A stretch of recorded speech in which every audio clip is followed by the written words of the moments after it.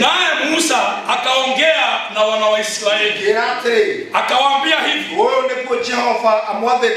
hivi ndivyo Bwana ametuagiza tulifanye.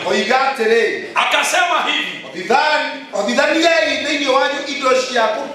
toleeni matoleo ya kumpea Bwana. Yeyote anayesikia ana ile neema ya kupeana na mpe Bwana. Nasema hivi,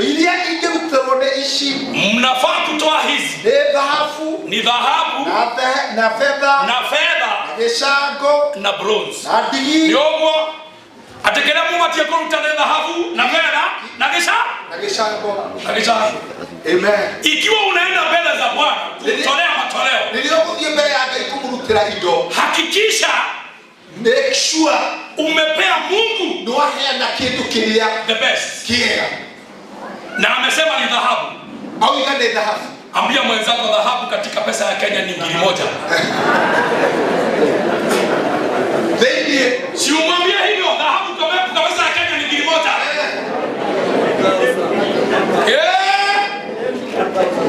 Silver sio 500, ni 500. Hebu mwambie mwenzako silver ni 500. Silver ni 500. Kogoi. Si ndio? Bronze ni 200. Bronze ni magana 200. Ukienda mbele za Bwana na fije hashukuaki. Ndio wana. Kile akaenda shilingi 5 toyaga. Ukienda kwa Bwana na 100 anakuangalia hivi. Ile kwa kuweka inaingia na leo tano waga.